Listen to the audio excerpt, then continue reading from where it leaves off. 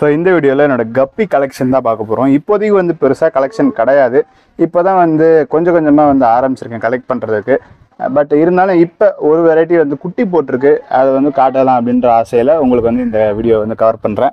So வந்து நம்ம நார்மலாக இருக்கிறத பார்த்துடலாம். ஸோ இது வந்து டம்போயர். இது வந்து எனக்கு ப்ரீடிங்க்கு எடுக்கல. ஸோ ஆல்ரெடி வந்து டம்போ ப்ரீட் பண்ணி ஒரு 100-150 பேராச்சும் விற்றுருப்பேன். அந்தளவுக்கு வந்து நல்லா எனக்கு ப்ரீட் ஆகி ரிசல்ட் இருந்துச்சு. அது ஒரு 1 இயர் முன்னாடி இருக்கும்.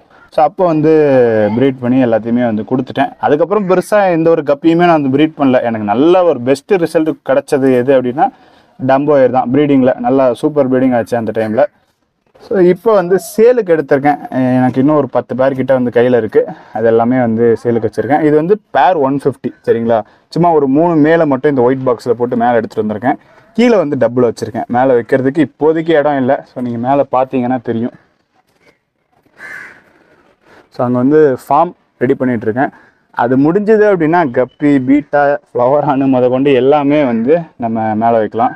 ஸோ இது ஏன்னா இப்போதைக்கு எனக்கு திருப்பி பேரண்ட் எடுத்து ப்ரீட் பண்ணோம் அப்படின்ற ஐடியா இல்லை. ஏன்னா ஏற்கனவே பண்ணிட்டேன், பெருசாக இன்ட்ரெஸ்ட் கிடையாது. ஸோ அடுத்து வந்து பார்த்திங்கன்னா ஒயிட் டொக்சிடோ. இது வந்து ஓசூர் போயிருந்தப்ப அங்கே பார்த்துருந்தேன். இது வந்து அவ்வளோவா இந்த பாக்ஸில் கலர் தெரியல.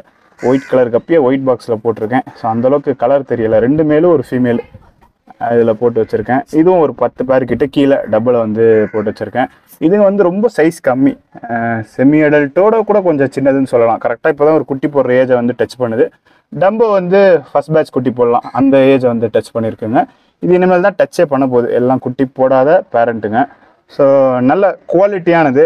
இது ஒயிட் பாக்ஸில் இருக்கிறதுனால அந்தளவுக்கு தெரியலை. நான் எதனா கிளாஸ் டேங்கில் போட்டு காமிச்சிருக்கணும். இதை கிளாஸ் டேங்க் வீடியோவும் இருக்குது, நான் உங்களுக்கு ஆட் பண்ணுறேன். அதை வந்து நீங்கள் செக் பண்ணி பாருங்கள் கிளாஸ் டேங்கில் எப்படி இருக்குன்னு. ஒயிட் டொக்சிடோ என்னோட டேஸ்ட்டு கிடையாது, என்னோட ஃபேவரட் அப்படின்னு சொல்ல முடியாது. அந்தளவுக்கு எனக்கு இது மேலே இன்ட்ரெஸ்ட் கிடையாது. அப்போ எதுக்கு வாங்கிறேன்னு கேட்டிங்கன்னா, இதை ப்ரீடு எடுக்கிறோம் அப்படின்னா ரிசல்ட்டு நல்லாயிருக்கும். இப்போ டம்போலாம் ப்ரீட் பண்ணுறோன்னா ஒரு 10 குட்டி வருதுன்னு வச்சுக்கோங்க. 10ல் ஒரு 5-6 வந்து பேரண்ட் குவாலிட்டி வரும், ஒரு 4 வந்து குவாலிட்டி கம்மியாக வரும். பேரண்ட் மாதிரி இயர் இருக்காது, கலரு டைல்லாம் வந்துடும், இயர் வந்து ரொம்ப சின்னதாக வரும் சரிங்களா. ஸோ குவாலிட்டி வந்து டம்போலாம் கம்மியாக வரும். பட் இதில் அப்படி கிடையாது. பேரண்ட்டோட கலரேஷன் கொஞ்சம் கம்மியாக வரதுக்கு சான்ஸ் இருக்குது, ஒரு 20%. பட் மற்றபடி அப்படியே வந்து பேரண்ட் மாதிரி ரிசல்ட் கிடச்சிரும். ஸோ ரிசல்ட் வந்து இதெல்லாம் நல்லாயிருக்கும். ப்ரீட் பண்ணோன்னா அப்படியே வந்து நமக்கு ரிசல்ட் வந்து கிடச்சிரும். ஸோ அதனால் டொக்சிடோ ப்ரீட் பண்ணலாம் அப்படின்னு ஒரு ஐடியா இருக்குது. இப்போதைக்கு இல்லை, இப்போ வந்து இடம் கிடையாது. ஸோ அதுக்கப்புறம் இதில் ஏஎஃப்ஆர் ஆல்பினோ ஃபுல் ரெட்டுன்னு சொல்லுவோம். ஃப்ளாஷ் ஆன் ஆகலையா? Okay, flash. ஸோ இதில் வந்து குட்டி போட்டிருக்கு சரிங்களா. ஆல்பினோ ஃபுல் ரெட் மேலேயும் எனக்கு பெருசாக இன்ட்ரெஸ்ட் கிடையாது. நான் ஒரே ஒரு மேல் மட்டும் இதில் வந்து எடுத்து நான் ஒயிட் பாக்ஸ் உங்களுக்கு போட்டு காட்டுறேன். ஸோ எனக்கு பெருசாக இன்ட்ரெஸ்ட் கிடையாது. அப்போ எதுக்கு இதை எடுத்து நான் ஃப்ரிட்ஜ் பாக்ஸில் ப்ரீடிங்க்கு போட்டிருக்கேன்னு கேட்டிங்கன்னா, லாஸ்ட் டைம் வந்து நான் சேலுக்காக ஒரு 10 பேர் எடுத்திருந்தேன். அதுங்கெல்லாம் கீழே வந்து டப்பில் போட்டு வச்சுருந்தேன். ஸோ போட்டு ஒரு நாள் 2 நாள் தான் இருந்திருக்கும். உடனே பேக் பண்ணி எல்லாம் அனுப்பிச்சாச்சு. அந்த டப்பில் வந்து அவ்வளோ குட்டி போட்டுருச்சு. ஸோ இந்த லைனேஜ் வந்து நல்லாயிருக்கு. குட்டிங்களை வந்து திங்கலை, அந்தளவுக்கு பெரும்பாலும் வந்து திங்கலை. ஸோ குட்டியும் வந்து சாப்பிடலை. ஆல்பினோ ரெட் ஐயில் குட்டியை சாப்பிடாமல் இருக்குது அப்படின்றதுனால அதே லைனேஜில் அதே செல்லர்ட்டு வந்து பேரண்ட் வந்து வாங்கியிருந்தேன். இது வந்து நார்மல் ஏஎஃப்ஆர் கிடையாது, ஐ டார்சல்னால் மேலே இருக்க ஃபின்னு வந்து நல்லா காலிஃப்ளவர் டார்சல் மாதிரி வரும், சூப்பராக பெருசாக வரும். ஸோ இந்த வெரைட்டி நல்லாயிருக்கும். இதெல்லாம் செமி அடல்ட் தான், இன்னும் கொஞ்சம் நல்லா சைஸ் வரணும். இப்போ தான் பில்லட்டு போட்டிருக்கேன், அதான் இவங்களை வந்து டப்பாவில் பிடிச்சி போடல. உங்களுக்கு ஒரு மேலே மட்டும் பிடிச்சி போட்டு காட்டுறேன்.